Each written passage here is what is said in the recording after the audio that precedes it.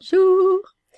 Est-ce que vous aimez lire? Si oui, qu'est-ce que vous lisez? Quel genre de livres? Quels sont vos auteurs préférés? Personnellement, j'aime beaucoup les romans. J'ai énormément de romans policiers à la maison. J'aime beaucoup les auteurs japonais. Alors si vous n'avez jamais essayé, je vous conseille les romans policiers japonais. C'est excellent. Mais j'ai également des livres d'Agatha Christie. La vidéo d'aujourd'hui sera sur le sujet de ces romans qui sont tous modifiés à cause des expressions jugées offensantes. Enfin bon, voilà, vous connaissez la chanson. Donc oui, je disais, j'aime beaucoup les romans policiers, mais étrangement, mon roman préféré, c'est Jane Eyre de Charlotte Brontë. Pourquoi pas, hein. Après, je reste une fille. Mais voilà, donc oui, dites-moi ce que vous lisez dans les commentaires, ça m'intéresse beaucoup. Alors, les romans d'Agatha Christie expurgés de leurs expressions jugées offensantes. Après Roald Dahl, c'est au roman d'Agatha Christie de passer entre les mains de Sensitivity Readers pour en retirer les termes jugés offensants, révèle le Télégraphe. C'est d'une tristesse, mais réellement. Après James Bond et Charlie et la chocolaterie, c'est au tour de Miss Marple et Hercule Poirot de passer au filtre des Sensitivity Readers, ou relecteurs en sensibilité, chargés par les maisons d'édition de traquer les termes potentiellement offensants. Selon les révélations du Télégraphe, certains passages des romans d'Agatha Christie ont donc été modifiés ou retravaillés dans de nouvelles éditions de HarperCollins. Le quotidien indique ainsi avoir pu consulter des versions numériques de textes publiées entre 1920 et 1976, parce qu'on s'en fiche de l'époque, on s'en fiche du contexte. Oui, à cette époque, on disait les choses de façon plus directe que maintenant.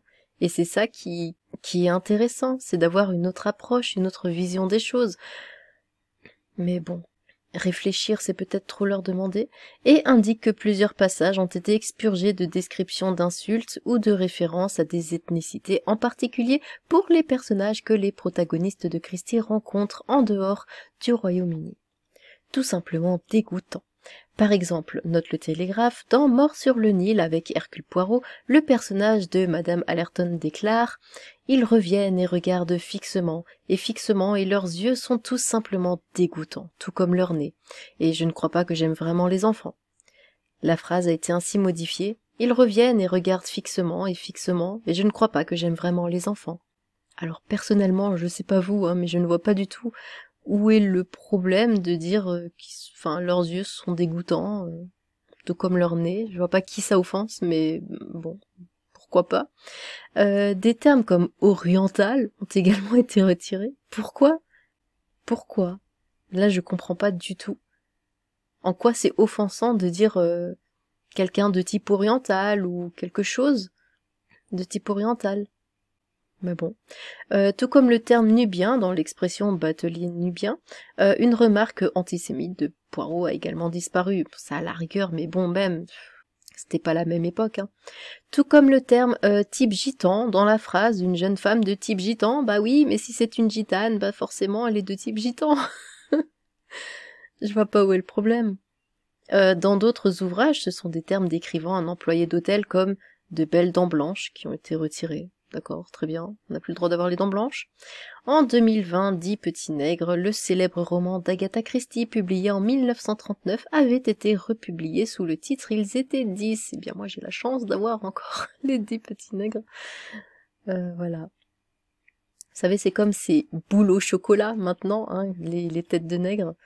Maintenant on voit écrit boule au chocolat ou ce genre de choses. Alors que bon, à chaque fois que j'en vois, je fais « Oh, des têtes de nègres !» Ça s'appelle comme ça, c'est tout, il n'y a rien d'offensant.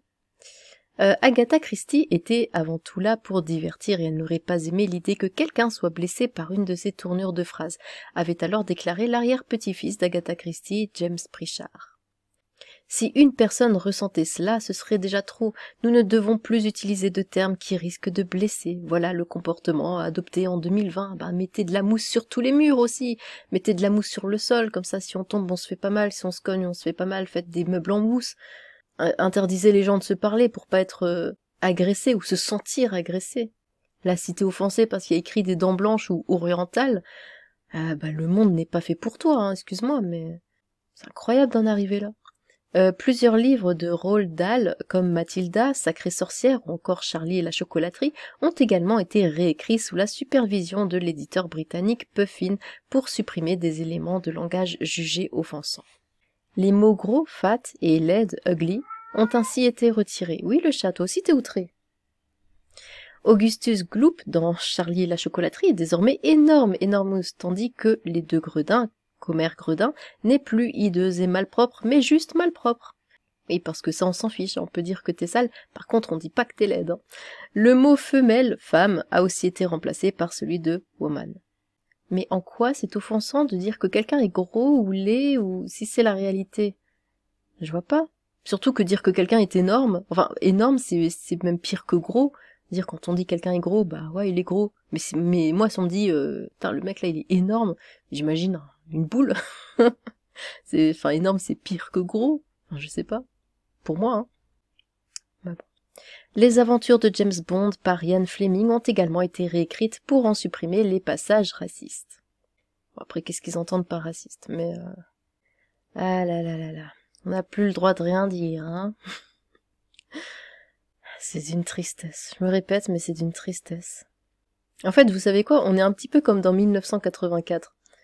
À réécrire l'histoire, à tout réécrire, à reprendre tous les documents, tous les livres, et à tout modifier pour faire semblant. Non, non, non, ça n'a jamais existé, voilà, ça a toujours été comme ça, et à tout cacher, à essayer de tout cacher, tout ce dont on a honte, entre guillemets, parce que bon, il n'y a aucune honte à dire que quelqu'un est gros, mais bref, et à supprimer tout le passé comme si ça n'avait jamais existé.